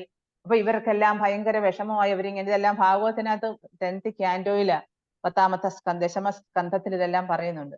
അപ്പൊ ഇങ്ങനെ അവര് ഭഗവാനെ അന്വേഷിക്കുന്ന നടക്കുക. എന്നിട്ട് അവര് ഓരോ ഭഗവാനെ കുറിച്ച് ഇങ്ങനെ ഓരോന്ന് പറഞ്ഞു വന്ന് നിൽക്കുമ്പോ ഭഗവാൻ എന്ത് ചെയ്തു? മഹാവിഷ്ണുവിന്റെ രൂപം എടുത്തിട്ട് അവിടെ വന്ന് നിന്നു ഇവരുടെ മുന്നിൽ. അപ്പോഴത്തേക്ക് ഇവർക്ക് ഭയങ്കര അപ്പൊ അതുവരെയും ഭഗവാനെ കുറ്റം പറയുകയും പിന്നെ അതൊക്കെ സ്നേഹാധിക്യമാണ്, പ്രേമാധിക്യമാണ് അവർക്കുള്ളത്. പെട്ടെന്ന് നാരായണ രൂപം കണ്ടപ്പോഴത്തേക്ക് അവരുടെ ഉള്ളിലാ എന്താണ് ഭയഭക്തി വന്നു. അതാണ് ഭയഭക്തിയും പ്രേമഭക്തിയും തമ്മിലുള്ള വ്യത്യാസം. ഭയഭക്തിക്ക് എന്ന് പറഞ്ഞാൽ എപ്പോഴും റൂൾസും റെഗുലേഷൻസും ഒക്കെ ഉണ്ടാവും. അപ്പൊ ആ നാരായണനെ കണ്ടപ്പോഴത്തേക്ക് അവര് വേഗം കൃഷ്ണനെ കണ്ടോ, എന്നിട്ട് അവര് വേഗം ഭഗവാനെ നാരായണനെ നമസ്കരിച്ചു. പിന്നെ അതുപോലെ പിന്നെ വളരെ ഫോർമൽ മര്യാദയോടുകൂടിയുള്ള എന്താ പറയാ സേവനങ്ങളാണ് അവിടെ. പക്ഷെ കൃഷ്ണന്റെ അടുത്ത് അങ്ങനെയല്ല, അവിടെ മര്യാദ ലംഘനമാണ്. മര്യാദ ലംഘനം എന്ന് വെച്ചാൽ കൃഷ്ണനെ ഇവര് ഗോപികമാരെന്ന് വെച്ച് കഴിഞ്ഞാൽ അവര് എപ്പോഴും അതാണ് അതാണ് നമ്മൾ പറയത്തില്ല, അതായത് സ്വകീയ പിന്നെ ഭക്തി, സ്വകീയ പരാകീയ ഭക്തി. അപ്പൊ ഈ സ്വകീയത എന്ന് പറയുന്നത് അത് സ്വന്തം പിന്നെ ഭാര്യമാരിൽ രാജ്ഞിമാരിൽ. പരാകീയ ഭാവം എന്ന് പറയുന്നത് എന്താണ്? ഗോപികമാരിലുള്ള ഭഗവാനോടുള്ള പ്രേമമാണ് പരാകീയ ഭാവം. അപ്പൊ എന്ന് പറയുന്നത് പോലെ അവിടെ എന്ന് വെച്ചാൽ പെട്ടെന്ന് അങ്ങനെയുള്ള ഒരു നിയമങ്ങളോ അല്ലെങ്കിൽ അതൊന്നുമില്ല, അതിനെല്ലാം അതിക്രമിച്ചു കടക്കും. അതാണ് ഇത് പറഞ്ഞു വരുന്നത്. അപ്പം പിന്നെ ഈ നിയാമക തത്വങ്ങളൊക്കെ കർശനമായിട്ട് പിന്നെ പരിപാലിക്കുന്നവര് വൈകുണ്ഠത്തിൽ പോവും. പക്ഷേ സ്വയം പ്രേരിതമായിട്ടുള്ള പരിശുദ്ധമായ പ്രേമം അനുഭവിക്കുന്നവർ അല്ലെങ്കിൽ പ്രേമസേവനം ചെയ്യുന്നവരാണ് കൃഷ്ണലോകത്ത് പോയി അവിടെയും ഭഗവാനുള്ള സേവനം അനുഷ്ഠിക്കുന്നത്. അപ്പൊ അങ്ങനെ കുറച്ച് ഇതിനകത്ത് ശ്രീല പ്രഭുപാദ പ്രേമഭക്തിയെ കുറിച്ചും അതുപോലെ നിയാമക തത്വങ്ങളിൽ കൂടി നമ്മൾ അനുഷ്ഠിക്കുന്ന ഭക്തിയെ കുറിച്ചും ഒക്കെ. പക്ഷെ എന്നാലും നിയാമക തത്വങ്ങളിലൂടെ നമുക്ക് പടിപടിയായിട്ട് പരിശുദ്ധരായിട്ട് നാമജപത്തിന്റെ ശക്തിയാലും ആചാര്യന്മാരുടെ അനുഗ്രഹത്താലും ഒക്കെ നമുക്ക് പടിപടിയായിട്ട് പരിശുദ്ധമായ പ്രേമത്തിലേക്ക് ഒരുവിധമൊക്കെ കടന്നുകൂടാം. 100% ആർക്കും നമുക്ക് പോകാൻ പറ്റിയില്ലെങ്കിൽ. ശ്ലോകം 23. അതായത് ഈ ശ്ലോകം എന്ന് പറയുന്നത് ഭാഗവതത്തിലുള്ള ഒരു ശ്ലോകമാണ്. മയി ഭക്തിർഹി ഭൂതാനാം അമൃതത്വായ കൽപ്പതേ ദൃഷ്ട്യായദാസിന്മ സ്നേഹോ ഭവതീനാമദാപനഃ. ജീവഭൂതങ്ങൾ എനിക്ക് ചെയ്യുന്ന ഭക്തിയുത സേവനം അവരുടെ ശാശ്വത ജീവിതം വീണ്ടെടുക്കുന്നു. അല്ലയോ വ്രജ തരുണികളെ, എന്നോടുള്ള നിങ്ങളുടെ സ്നേഹം നിങ്ങളുടെ സൗഭാഗ്യമാണ്. എന്തുകൊണ്ടെന്നാൽ ആ ഒരു മാർഗത്തിലൂടെ മാത്രമാണ് നിങ്ങൾ എൻ്റെ കാരുണ്യം നേടിയിരിക്കുന്നത്. അപ്പോ അതായത് വ്രജവാസികള് ഭഗവാനെ, അതായത് ഒരു സൂര്യഗ്രഹണ സമയത്ത് വൃന്ദാവനത്തിൽ നിന്ന് ഭഗവാൻ പോയതിനു ശേഷം ഞാൻ ഇപ്പൊ വരാം എന്നും പറഞ്ഞ് പോയ ഭഗവാനെ അവര് കാത്തിരുന്ന് മടുത്തു. അവരുടെ ആശകളെല്ലാം അവരത്രമാത്രം വൃന്ദാവനത്തിലെ ഈ ചെടികൊടികളാവട്ടെ, നദികളാകട്ടെ, പക്ഷികളാകട്ടെ, മൃഗങ്ങളാകട്ടെ, വൃക്ഷങ്ങളാകട്ടെ എല്ലാവരും കേഴുകയാണ് കൃഷ്ണന്റെ അസോസിയേഷൻ ഇല്ലാതെ, കൃഷ്ണനെ കാണാതെ. കാരണം ആധ്യാത്മിക ലോകത്ത് എല്ലാത്തിനും ജീവനുണ്ട്, എല്ലാത്തിനും ആത്മീയ സ്വഭാവമുള്ളതാണ്. അതേപോലെ വ്രജവാസികൾ, അതുപോലെ മാതാപിതാക്കൾ, അതുപോലെ തന്നെ ഭഗവാന്റെ എന്താ പറയാ ഗോപന്മാര്, സുഹൃത്തുക്കള്, ഇവരെല്ലാം ഒരേപോലെ, വിശേഷിച്ച് ഗോപകന്യകമാരെന്ന് വെച്ചാൽ അവർക്ക് താങ്ങാനാവുന്നതല്ലായിരുന്നു ദുഃഖം. അവരുടെ ദുഃഖങ്ങളൊന്നും നമുക്ക് പറഞ്ഞാൽ മനസ്സിലാകത്തില്ല. പിന്നെ അതുപോലെ ഒരിക്കൽ രുക്മിണി ദേവി ഭഗവാൻ സത്യഭാമയുടെ വീട്ടിൽ പോയി തിരിച്ചു വരുമ്പം പറയുന്നുണ്ട്, പിന്നെ നിങ്ങൾക്ക് കരയും. ഭഗവാൻ വന്നു കഴിയുമ്പോൾ സന്തോഷിക്കുന്നതിന് പകരം പാദപൂജയൊക്കെ ചെയ്ത് കഴിഞ്ഞ് പാദം എടുത്ത് മടിയിൽ വെച്ചിട്ട് കരയുമ്പോൾ ചോദിക്കും, എന്തിനാ ഇപ്പൊ കരയുന്നത്, ഞാനിപ്പൊ അടുത്തുണ്ടല്ലോ എന്ന് ഭഗവാൻ ചോദിക്കുമ്പം പറയുന്നത് എന്താ? രുക്മിണി ദേവി, നിങ്ങൾക്ക് സ്ത്രീകളുടെ വേദന മനസ്സിലാവില്ല. രാധാറാണി എത്രമാത്രം അവര് അനുഭവിക്കുന്ന ആ വേദന നിങ്ങൾക്ക് ഒരിക്കലും മനസ്സിലാകത്തില്ല പുരുഷന്മാർക്ക്. ചില സ്ത്രീകൾ സാധാരണ ഇങ്ങനെ പറയാറുണ്ട്. അപ്പൊ എന്ന് പറയുന്നത് പോലെ ആ സ്നേഹം, ആ പ്രേമം, അപ്പൊ അത് ആർക്കാണുള്ളത്? യഥാർത്ഥത്തിൽ ഗോപികമാർക്കാണ്, അല്ലെ? അപ്പൊ അതാണ് വ്രജതരുണികളോട് ഭഗവാൻ ഈ അവിടുന്ന് വൃന്ദാവനം വിട്ടു പോയതിനു ശേഷം പിന്നെ കുറെ വർഷങ്ങൾക്ക് ശേഷം ഒരു പിന്നെ സൂര്യഗ്രഹണ സമയത്ത് ഭഗവാന് ദ്വാരകയിൽ നിന്ന് വരും ഇവരെ കാണാനായിട്ട്. വൃന്ദാവനവാസികളെ സമന്ത പഞ്ചക എന്ന സ്ഥലത്ത് വെച്ച് അവിടെ സന്ധിക്കുന്നുണ്ട്. അപ്പൊ ഇതൊക്കെ അറിഞ്ഞിട്ട് ഇങ്ങനെ സൂര്യഗ്രഹണ സമയത്ത് ഭഗവാൻ അവിടെ വരുന്നുണ്ടെന്ന് മനസ്സിലാക്കിക്കൊണ്ട് ഈ വ്രജവാസികളെല്ലാം അവിടെ എത്തും. ഈവൻ ഗോപികമാരെല്ലാം, രാധാറാണി ഉൾപ്പെടെയുള്ള എല്ലാ ഗോപികമാരും ഭഗവാനെ കാണാനായിട്ട് വരും. അപ്പൊ അതാണ് രഥയാത്രയുടെ ആ ഒരു ഭാഗം കൂടിയാണ്. അപ്പൊ അങ്ങനെ വരുന്ന സമയത്ത് ഭഗവാൻ പറയാം. അപ്പൊ അവര് ഭഗവാൻ ഇങ്ങനെ വഴക്ക് പറഞ്ഞുകൊണ്ടിരിക്കും. അങ്ങയെ പോലെയല്ല ഞങ്ങള്. അതൊക്കെ ഭാഗവത്തിനകത്ത് വളരെ നല്ല മനോഹരമായിട്ട് വിവരിക്കുന്നുണ്ട്. ഞങ്ങൾ ഭഗവാനെ പോലെയൊന്നും അല്ല. ഞങ്ങള് പിന്നെ ഉപേക്ഷിച്ച് പോയാൽ പിന്നെ ഞങ്ങൾ ഒരിക്കൽ തിരിഞ്ഞു നോക്കും. അങ്ങ് ഒരിക്കലും തിരിഞ്ഞു നോക്കുന്ന ആളല്ല. ഞങ്ങൾ പിന്നെ നിങ്ങളെ കുറിച്ചൊന്നും ഞങ്ങൾ ചിന്തിച്ചിട്ടേ ഇല്ല. ഞങ്ങളൊക്കെ ഇവിടെ വളരെ സന്തോഷമായിട്ട് തന്നെ ജീവിക്കുകയാണ് എന്നൊക്കെ അവര് സർക്കാസ്റ്റിക്കലി അവര് സംസാരിക്കുന്നുണ്ട്. അപ്പം അവരുടെ പ്രവൃത്തി എന്ന് വെച്ചാൽ ശുദ്ധമായ ഭക്തിയുത സേവനമാണ് വൃന്ദാവനത്തിലെ വനിതകളുടെ, വൃന്ദാവന വിശേഷിച്ച് ഗോപികമാരുടെ. അപ്പൊ അങ്ങനെ അവര് അങ്ങനെ ഈ കൂടിക്കാഴ്ച അവർക്ക് ഒരുപാട് വേദന ഉളവാക്കി. ഭഗവാൻ വന്നെങ്കിലും ഭഗവാനെ കണ്ടെങ്കിലും അതൊക്കെ അവർക്ക് പിന്നീട് ഭഗവാനെ കണ്ടപ്പോ ഒരുപാട് അത്രയും അവര് അടക്കി വെച്ചിരുന്ന ആ വേദന ഇത്രയും നാള് ഭഗവാനും, അതാണ് വിരഹ ദുഃഖം. ആ വിരഹ വേദന അത്രയും കാലം അവർ അനുഭവിച്ചിട്ട് പിന്നെ ഭഗവാനെ വന്ന് കണ്ടു കഴിഞ്ഞപ്പോ അവർക്ക് നമുക്കത് എന്താ പിന്നെ വർണ്ണിക്കാനാവാത്ത തരത്തിലുള്ള ദുഃഖമാണ് അവർക്കുണ്ടായത്. അപ്പം ഭഗവാൻ അവരെ വിട്ടുപോയിട്ട് ദ്വാരകയിൽ പോയി വസിക്കുകയാണ്. ദ്വാരകയിൽ പോയിട്ട് ഭഗവാന്റെ മനസ്സിൽ ആക്ച്വലി എപ്പോഴും ഗോപികമാരുണ്ട്. എന്താണ് ഗോപിക എപ്പോഴും രാത്രി കിടന്ന് രോഹിണി ദേവി വരുന്ന സമയത്ത് രോഹിണി ദേവിയോട് പറയുന്നുണ്ട്, രാത്രിയിൽ എപ്പോഴും കിടന്നുണ്ട് ഞങ്ങളെ കൊണ്ട് ഒക്കുന്ന തരത്തിലൊക്കെ ഭഗവാനെ സ്നേഹിക്കുകയും സേവിക്കുകയും മാക്സിമം ഞങ്ങൾ ചെയ്യുന്നുണ്ട്. പക്ഷേ ഭഗവാൻ ഈ രാത്രിയിലൊക്കെ കിടന്നുകൊണ്ട് ഗോപി രാധേ രാധേ എന്നൊക്കെ എപ്പോഴും വിളിച്ച് കേഴുകയാണ്, ഉറക്കമില്ല ഭഗവാന് എന്നൊക്കെ പറയും. അപ്പൊ അങ്ങനെയാണ് പിന്നീട് ആ കഥ പറയുന്നതൊക്കെ വ്രജവാസി. അപ്പൊ ഈ വ്രജവാസികൾ അവർക്ക് വലിയ വിദ്യാഭ്യാസം ഒന്നും ഇല്ലല്ലോ. ആ വനിതകളുടെ എത്രയും ഭഗവാന്റെ ആ സ്നേഹം പിടിച്ചു പറ്റാൻ അവരെന്ത് പുണ്യകർമ്മങ്ങളാണ് ചെയ്തത്, അവരെത്രമാത്രമാണ് ഭഗവാനെ സ്നേഹിച്ചത്, എങ്ങനെയാണ് അവര് ഭഗവാനെ സേവിച്ചത്, അവര് തമ്മിലുള്ള ബന്ധം എങ്ങനെയായിരുന്നു എന്നൊക്കെ അറിയാനായിട്ട് രാജ്ഞിമാർക്കൊക്കെ ഒരുപാട് ആഗ്രഹം ഉണ്ടായിരുന്നു. അങ്ങനെയാണ് രോഹിണി ദേവിയോട് അവർ പറഞ്ഞ് അങ്ങനെ ആ വൃന്ദാവനത്തിലെ ലീലകളൊക്കെ വർണ്ണിക്കുമ്പം അങ്ങനെ ഭഗവാൻ പിന്നീടാണ് നമ്മുടെ ജഗന്നാഥ സ്വാമിയുടെയൊക്കെ അതൊക്കെ വരുന്നത്. അപ്പം അവരെ വിട്ടുപോയല്ലോ. അപ്പൊ വ്രജതരുണികളുടെ പരിശുദ്ധമായ ഭക്തിയെ ഭഗവാൻ ഭയങ്കര കടപ്പാട്, ഞാൻ തീർച്ചയായിട്ടും നിങ്ങളോട് വളരെ കടപ്പാടുള്ളവരായിരിക്കും എൻ്റെ ജീവിതകാലം മുഴുവൻ. ഞാൻ നിങ്ങൾ എനിക്ക് തന്ന ഈ സ്നേഹത്തിന്, നിങ്ങൾ എനിക്ക് തന്ന ഈ പ്രേമത്തിന് ഞാൻ എങ്ങനെയാണ് ഇത് തിരിച്ചു തരിക, ഞാൻ ഏത് ഭാവത്തിൽ ഏത് എങ്ങനെ ഞാൻ നിങ്ങൾക്ക് ഇത് തിരിച്ചു തരും, എത്രമാത്രം ഞാൻ നിങ്ങളോട് കടപ്പെട്ടിരിക്കുന്നു എന്നൊക്കെ ഭഗവാൻ അത് അംഗീകരിച്ചു അവരുടെ സ്നേഹത്തെ.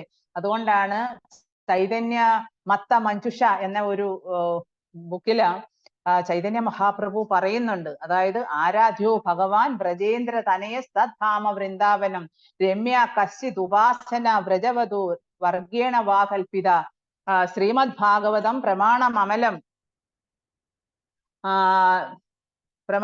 പ്രേമപുമാർത്തോ മഹാൻ ശ്രീ ചൈതന്യ മഹാപ്രഭുർ മതമിതം തത്രാദര നാഭരഹ എന്ന് വെച്ചാൽ എന്താണ്? ആരാധ്യോ ഭഗവാൻ വ്രജേന്ദ്ര തനയസ്, അതായത് 5 കാര്യങ്ങൾ ചൈതന്യ മഹാപ്രഭു ഏറ്റവും കൂടുതൽ ഉയർത്തിപ്പിടിക്കുന്ന 5 കാര്യങ്ങളാണ്. ഒന്നാമത് എന്താണ്? ഭഗവാൻ വ്രജേന്ദ്ര തനയനായിട്ടുള്ള ഭഗവാനെ ആരാധിക്കുക. അതുപോലെ ഭഗവാന്റെ ഏറ്റവും ഉത്കൃഷ്ടമായ അതീന്ദ്രിയ ധാമമായിട്ടുള്ള വൃന്ദാവനത്തെ ആരാധിക്കുക.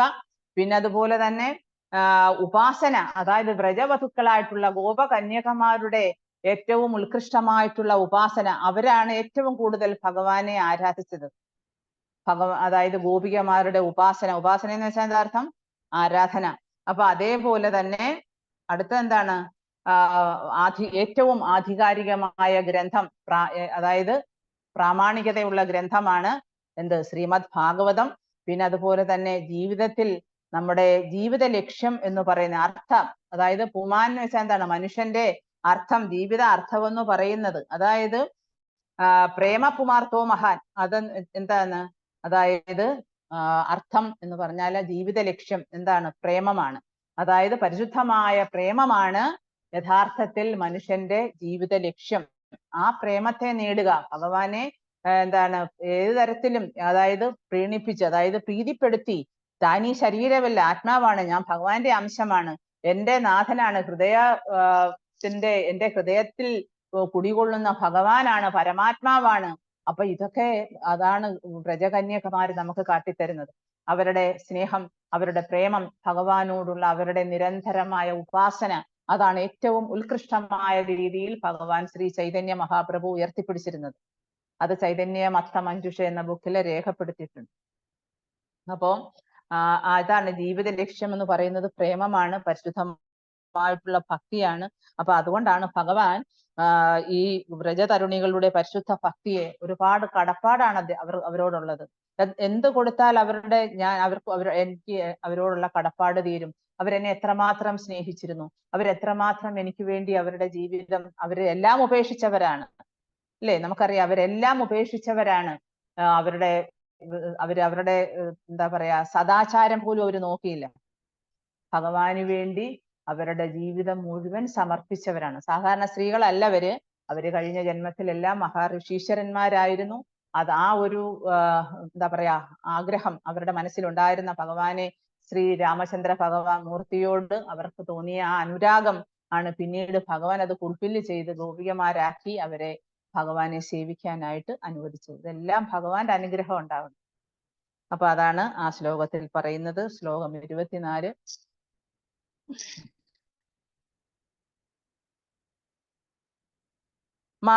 മാതാമോരെ പുത്രഭാവേ കരേന ബന്ധാന ആദിഹീന ജ്ഞാനേ കരേലാലന ഫലാന.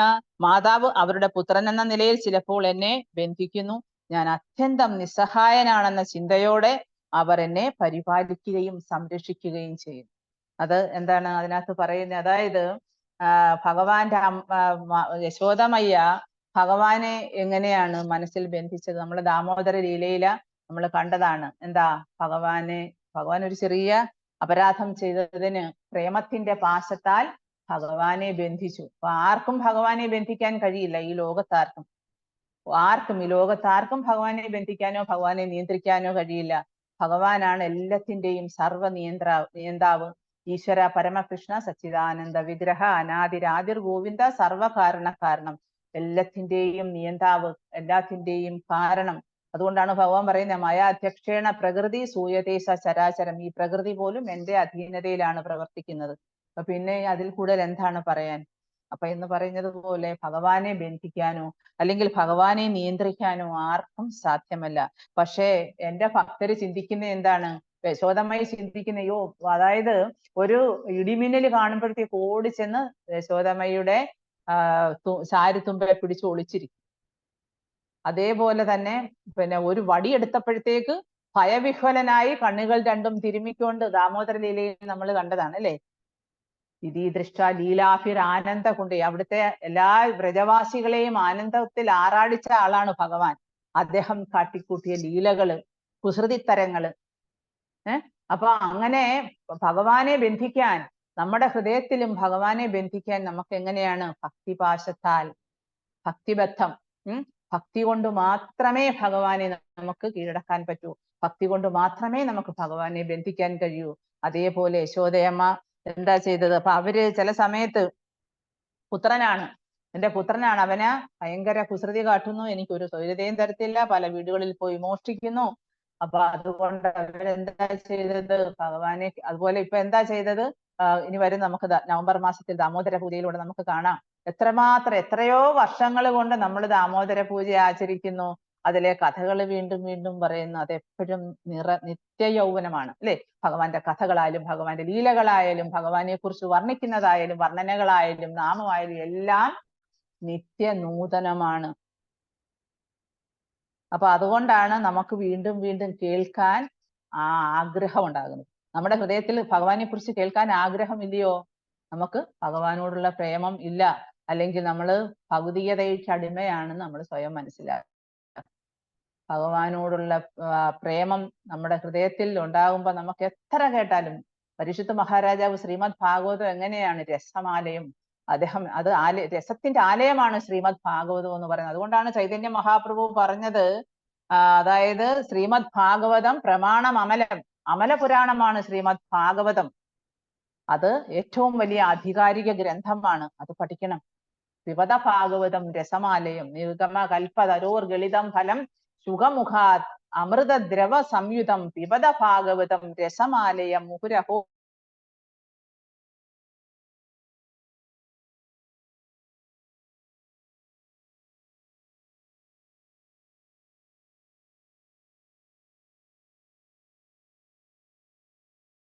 എന്ന് പറയുന്നത് എല്ലാ ജീവജാലങ്ങൾക്കും ജീവനേകുന്നതാണ്.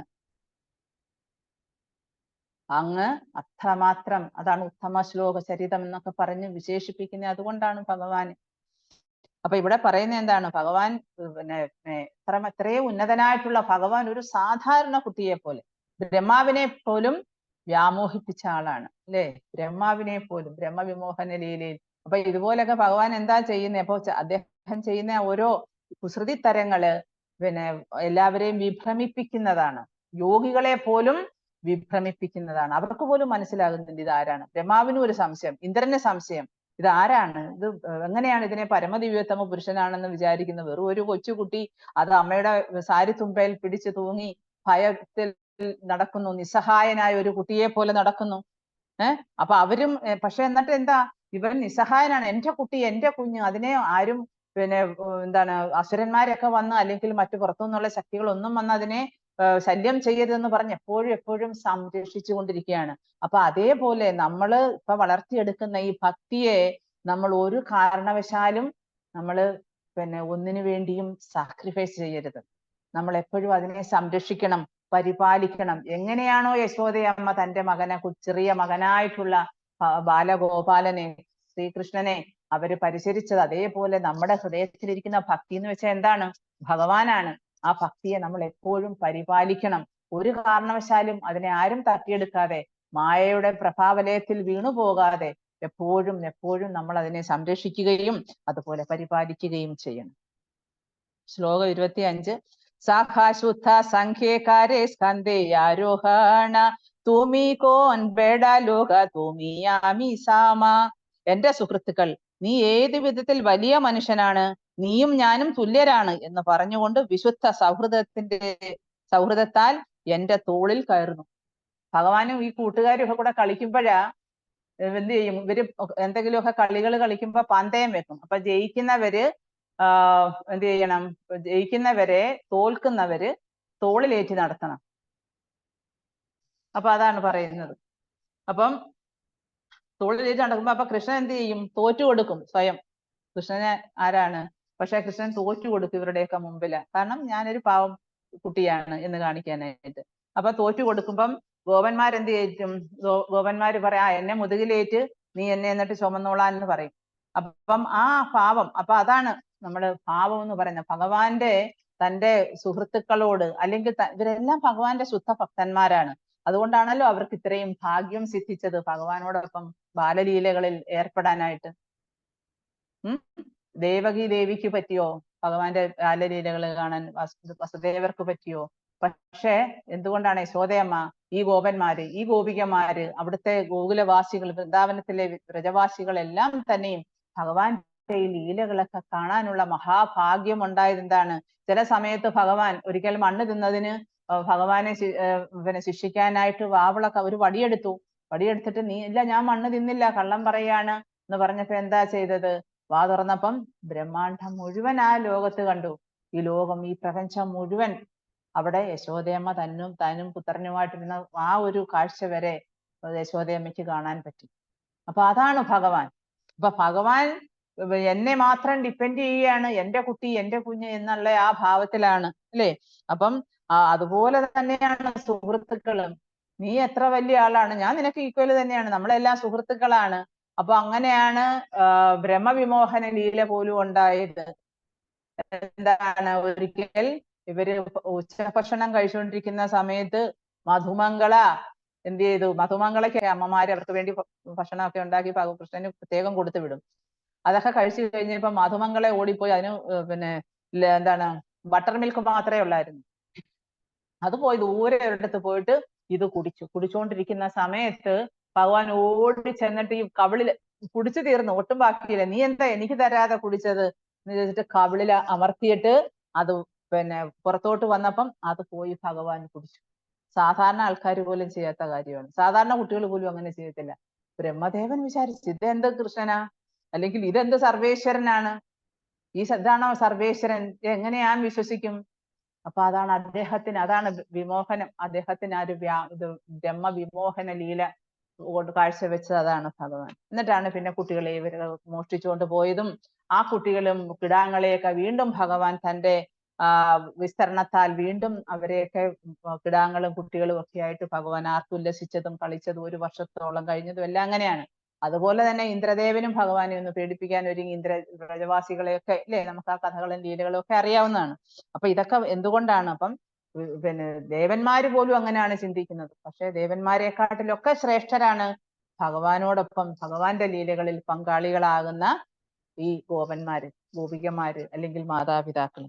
അപ്പൊ അതുകൊണ്ടാണ്, അപ്പൊ വിശുദ്ധ സൗഹൃദത്തിന്റെ പേരിലാണ് എന്റെ തോളിൽ അവര് കയറുന്നത്. അപ്പൊ ഞാൻ തോറ്റു കൊടുത്തു, ഭഗവാൻ എന്ത് ചെയ്തു?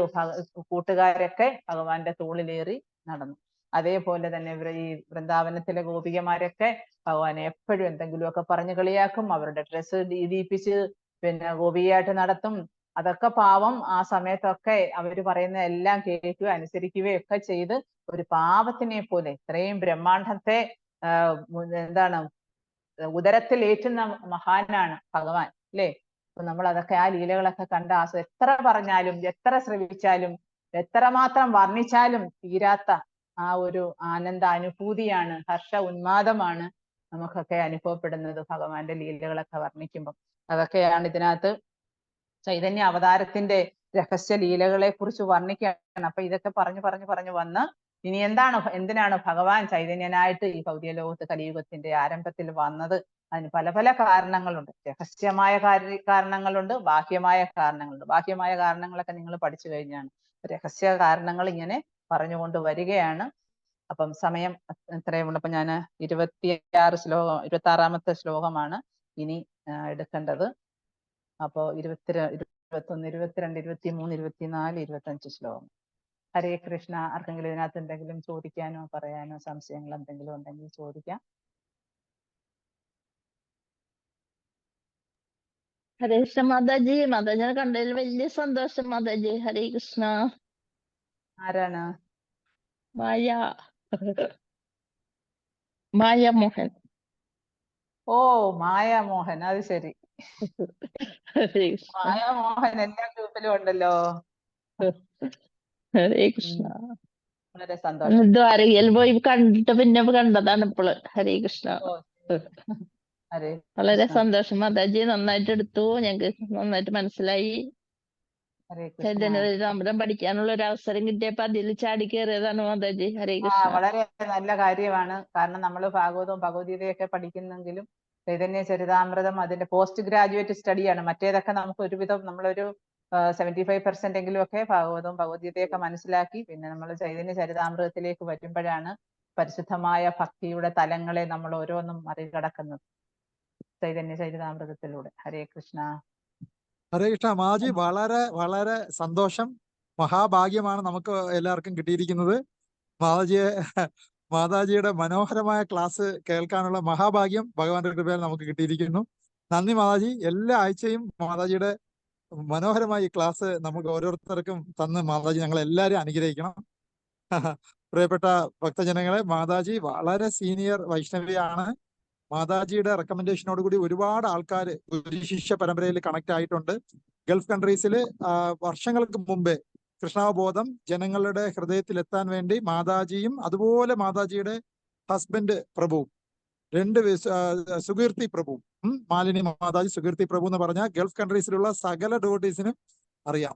ഒട്ടുമിക്ക ഗൾഫ് കൺട്രീസിലെ ഡിവോട്ടീസിന്റെയും ശിഷ്യ ഗുരുക്കന്മാരാണ് നമ്മുടെ കൺമുമ്പിൽ ഇരിക്കുന്ന ഈ വൈഷ്ണവിയും മാതാജിയുടെ ഹസ്ബൻഡ്. ഇവരുടെ റെക്കമെൻഡേഷനോട് കൂടി ഒരുപാട് ഡിവോട്ടീസ് കൃഷ്ണാവബോധത്തിലെ ഗുരുശിഷ്യ പരമ്പരയിൽ കണക്ട് ആയിട്ടുണ്ട്. അത്രയും സീനിയറായ മാതാജിയുടെയും പ്രഭുവിന്റെയും ക്ലാസ് നമുക്ക് കിട്ടുന്നു എന്നുള്ളത് ശരിക്കും ചൈതന്യ മഹാപ്രഭുവിന്റെ തന്നെ അനുഗ്രഹം കൊണ്ട് മാത്രം കിട്ടുന്നതാണ്. മാതാജി വളരെ നന്ദി മാതാജി. എല്ലാ ആഴ്ചയിലും മാതാജിയുടെ ക്ലാസ് നമുക്ക് ദയവായി തന്ന് അനുഗ്രഹിച്ചാലും. വളരെ ഒരു സന്തോഷ വാർത്ത കൂടെ ഉണ്ട്. ഇന്ന് കൃഷ്ണന്റെ കൃപ കൊണ്ട് ഇന്ന് മാതാജിയുടെ ബർത്ത്ഡേയും കൂടെയാണ്. ശരിക്കും മാതാജി ഇന്ന് ഒരു പാസ്റ്റ് ടൈംസ് പറഞ്ഞു, മാതാജി ഇന്ന് ബർത്ത്ഡേ ആയതുകൊണ്ട് ഭഗവാനോട് പ്രാർത്ഥിച്ചു, ഭഗവാനെ ചൈതന്യ മഹാപ്രഭു അങ്ങയുടെ ലീലകളെ കുറിച്ച് എനിക്ക് ആചരിക്കാനും അതുപോലെ 4 പേർക്ക് പറഞ്ഞു കൊടുക്കാനുള്ള ഭാഗ്യം കിട്ടണേ എന്ന് മാതാജി കോയിൻസിഡന്റ് ആയിട്ട് ഇന്ന് പ്രാർത്ഥിക്കുകയുണ്ടായി മാതാജിയുടെ ബർത്ത്ഡേയുടെ അന്ന്. ഫോർച്ചുനേറ്റ്ലി ആ മഹാഭാഗ്യം എനിക്ക് കിട്ടി. ഭഗവാൻ എന്നിലൂടെ മാതാജിയുടെ അടുത്ത് ഈ ക്ലാസ് എടുക്കാൻ വേണ്ടി മാതാജിയെ ഭഗവാൻ തന്നെ എനിക്കൊരു ഭാഗ്യം തന്നു. മാതാജിയെ ഇന്ന് തന്നെ ഇന്നത്തെ ക്ലാസ് എടുക്കാൻ വേണ്ടി മാതാജി വരണമെന്ന് ക്ഷണിക്കാനുള്ള ഭാഗ്യം. അപ്പൊ അത് രണ്ടും കൂടെ ഒത്തു നോക്കിയപ്പോൾ അത് ശരിക്കും മാതാജിയുടെ പ്രാർത്ഥന കൃഷ്ണൻ നേരിട്ട് കേട്ടു എന്നുള്ളതിന്റെ തെളിവാണ്. അപ്പോൾ ആ ഒരു മാതാജിയുടെ ഭഗവാനും തമ്മിലുള്ള ആ ഒരു പ്രാർത്ഥനയിൽ എനിക്കും ചെറിയ ഒരു സേവ കൃഷ്ണൻ തന്നതിൽ ഞാൻ വളരെ സന്തോഷിക്കുന്നു. നന്ദി മാതാജി. നമുക്ക് മാതാജിക്ക് വേണ്ടി പ്രാർത്ഥിക്കാം. ഒരു പ്രാവശ്യം മാതാജിയുടെ ഈ മനോഹരമായ ഈ ദിവസത്തിൽ, ബർത്ത്ഡേ ദിവസത്തിൽ, നമുക്ക് എല്ലാവർക്കും നമ്മുടെ ഗുരുവായ പ്രിയപ്പെട്ട മാലിന്യ മാതാജിയുടെ ഭൗതിക ആധ്യാത്മിക ഉന്നമനത്തിന് വേണ്ടി നമുക്ക് ഓരോരുത്തരും ഹരേ കൃഷ്ണ മഹാമന്ത്രം പറഞ്ഞ് നമുക്ക് ഈ സന്തോഷത്തിൽ പങ്കുകൊള്ളാം. Hare Krishna Hare Krishna Krishna Krishna Hare Hare Rama Hare Rama Rama Hare Hare. Happy birthday to you Mataji. Happy Krishna birthday. Thank you Prabhu, thank you very much. Actually ഇന്നത്തെ എനിക്ക് കിട്ടിയ ഒരു മഹാഭാഗ്യം തന്നെയാണിത്. പ്രഭുവിന്റെ വൈഷ്ണവരിൽ കൂടിയാണ് ഭാഗ്യങ്ങൾ വന്നു ചേരുന്നത്. വൈഷ്ണവരെ ഭഗവാൻ അതിനായിട്ട് നിയോഗിക്കുന്നതാണ്. ഒരാള് ഒരു സേവ, ഭഗവാന്റെ ഒരു സേവ കിട്ടാനായിട്ട് വൈഷ്ണവരെയായിട്ട് തന്നെ ഭഗവാൻ നിയോഗിക്കും. അവരൊരു നിമിത്തമായി മാറുന്നത്. അപ്പൊ ഇന്നത്തെ ഒരു ദിവസം എനിക്കും ഭയങ്കര, ഞാനൊരു സർപ്രൈസ് പോലെ ആയിപ്പോയി എനിക്ക് ഈ ഒരു സർവീസ് പ്രഭു വിളിച്ചു പറഞ്ഞപ്പോഴാ. അപ്പൊ ഇന്ന് തന്നെ തുടങ്ങാൻ പറ്റി. വളരെ സന്തോഷം. എല്ലാവർക്കും, കേട്ടിരുന്നവർക്ക് എല്ലാവർക്കും Many, many happy returns of the day. Happy birthday to you. Happy birthday to you. ഒരു 100 വർഷം കൂടി, ഒരു 1000 വർഷം കൂടി, 1000 സാൽ ജിയോ. അവർ കുറേ ആൾക്കാർക്ക് കൂടി പല കാര്യങ്ങളും പറഞ്ഞു കൊടുത്ത് എല്ലാ കാര്യങ്ങളും ഈ വർഷം എന്തൊക്കെ ആഗ്രഹിക്കുന്നു എല്ലാം നടക്കട്ടെ. Thank you. നിങ്ങളെല്ലാവരുടെ അനുഗ്രഹവും പ്രാർത്ഥനകളും എപ്പോഴും ഉണ്ടാവണം. നമുക്ക് ഭഗവാന്റെ സേവനം കൂടുതൽ ചെയ്യണമെന്നുള്ള ആഗ്രഹം മാത്രമാണ് ഉള്ളത് തൽക്കാലം. പിന്നെ മനുഷ്യരല്ലേ, നമ്മളെല്ലാം അൾട്ടിമേറ്റ്ലി ഹ്യൂമൻ ബീയിങ്സ് ആണ്. പക്ഷെ എന്നാലും ഭഗവാന്റെ സേവനം ചെയ്യാനുള്ള ആ അഭിലാഷം പൂർത്തീകരിക്കാൻ എല്ലാവരുടെ അനുഗ്രഹവും പ്രാർത്ഥനകളും ഉണ്ടാവണം. ഹരേ കൃഷ്ണ. ഹരേ കൃഷ്ണ. വളരെ നന്ദി മാതാജി, വളരെ നന്ദി മാതാജി. കൃപയാൽ മാതാജി ശ്രീകീർത്തി പ്രഭുവിന്റെ അടുത്ത് നാളത്തെ ക്ലാസ്സിന് വേണ്ടി ദയവായി നിങ്ങൾ അനുഗ്രഹിക്കാൻ പറയണം. നന്ദി മാതാജി, വളരെ നന്ദി.